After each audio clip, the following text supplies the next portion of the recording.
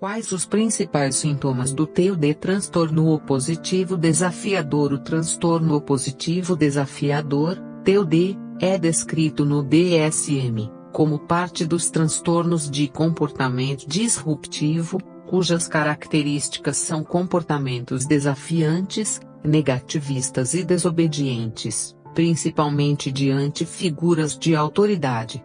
Fazem parte desse grupo também o DA, transtorno de déficit de atenção e hiperatividade, e o transtorno de conduta. É preciso considerar a hipótese de TOD quando os sintomas causam prejuízos significativos na vida do sujeito.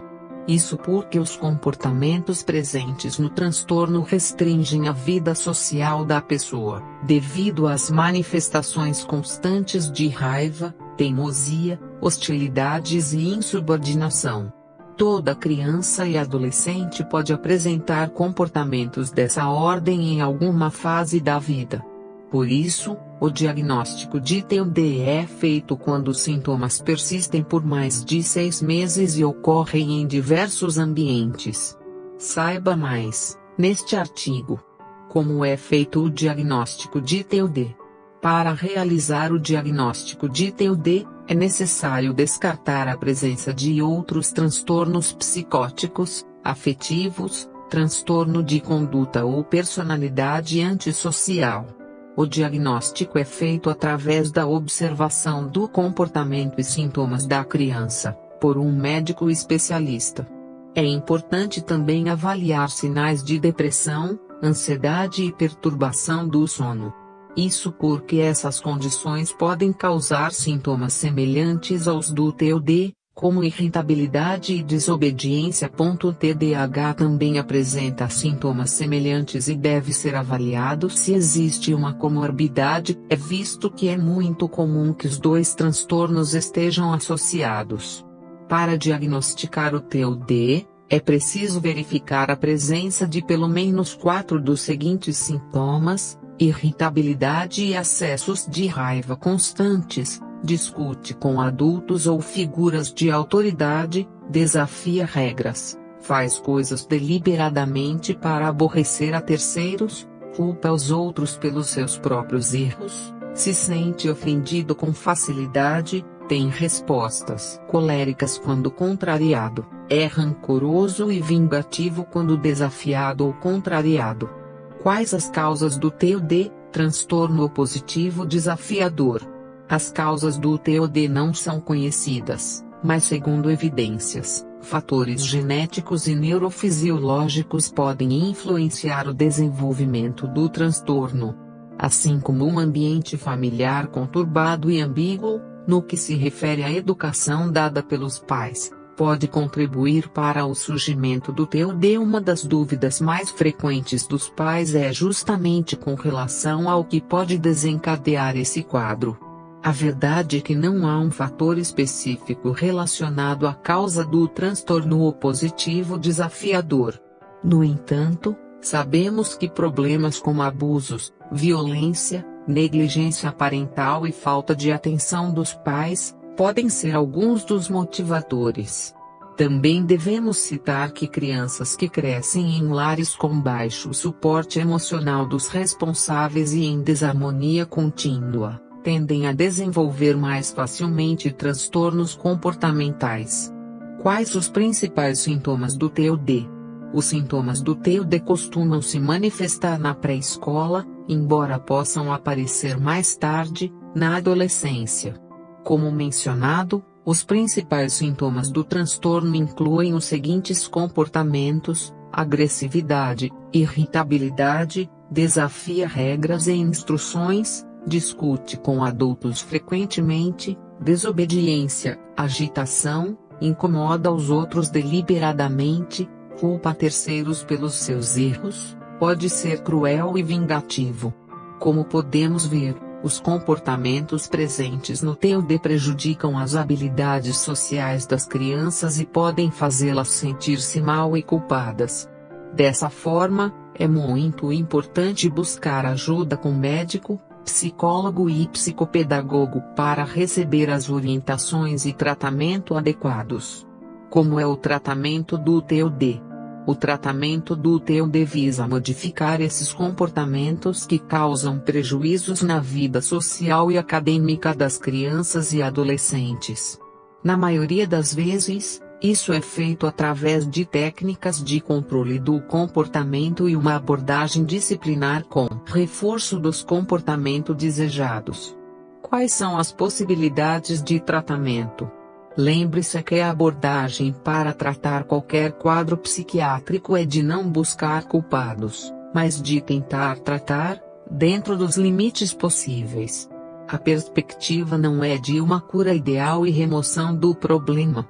Na verdade, o que ocorre é que o paciente construiu uma forma de viver e estabelecer relações baseadas na hostilidade, devido a fatores diversos que dependem da singularidade e percepções pessoais do paciente. Em se tratando de saúde mental, é importante destacar que não se fala em cura de transtornos, mas em estabilização. O transtorno de oposição desafiador pode ser persistente ao longo do desenvolvimento, levando a conflitos frequentes com familiares, professores, figuras de autoridade, colegas e parceiros românticos. Isso gera consequências na jornada acadêmica e profissional, leva a comprometimento social e dificulta a vida emocional. Assim, cria-se um círculo vicioso de fracasso pessoal e na trajetória de estudo e trabalho. É importante destacar que o transtorno opositivo desafiador ocorre mais em meninos. Isso não se deve à influência genética, mas, sim, à forma como os homens são inseridos na sociedade. A agressividade, a falta de afetividade e a dificuldade em manifestar afeto e estabelecer amizade são estimulados na socialização dos indivíduos do sexo masculino, devido aos padrões sociais. Esse cenário é uma grande fonte de sofrimento e pode gerar muitas sequelas nos meninos. O que é necessário é trabalhar o sintoma e as experiências em terapia. Assim, ajuda no desenvolvimento de um eixo e de uma forma de relação mais saudável e menos degradante para o sujeito e o outro. Dessa forma, uma boa alternativa é o apoio com psicólogo ou psicanalista e um psiquiatra. Se houver outras questões envolvidas no quadro, é possível buscar outros especialistas, como os neuropsicólogos, dependendo da indicação dos médicos. O tratamento é o melhor caminho para retomar a vida social, o convívio com os familiares, a elevação da própria autoestima e o equilíbrio para se ter uma trajetória com mais qualidade de vida. Transtorno opositivo desafiador é um quadro que deve ser avaliado por profissionais especializados e que se manifesta de forma persistente, por meio de uma série de comportamentos hostis.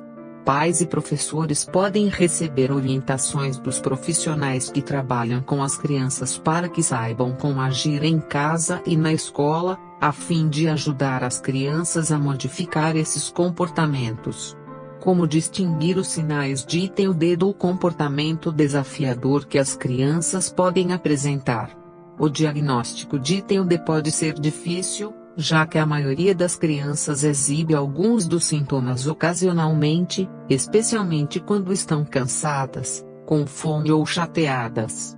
No entanto, uma criança com transtorno opositivo desafiador irá exibir esses sintomas com mais frequência do que outras crianças, demonstrar problemas comportamentais por um período de pelo menos 6 meses. Ter problemas na escola e para fazer amizades como resultado direto do comportamento, além de ter seu funcionamento geral comprometido por seus comportamentos desafiadores. Como ajudar a criança a superar esse comportamento? Para superar o comportamento de oposição, a criança precisa perceber que seu comportamento é impróprio. A terapia com um profissional especializado ajuda a encontrar o que pode estar causando esses comportamentos indesejados, assim como ensina novos comportamentos mais saudáveis e apropriados. Uma criança com TOD tem mais risco de desenvolver outros transtornos na vida adulta. A probabilidade de uma criança com TUD ter maiores dificuldades no final da adolescência e na idade adulta depende dos tratamentos e das circunstâncias ambientais. Geralmente, elas correm maior risco de ter depressão e abuso de substâncias, principalmente quando o TUD na infância for acompanhado por outros transtornos, como o TDAH, depressão e dificuldades de aprendizagem.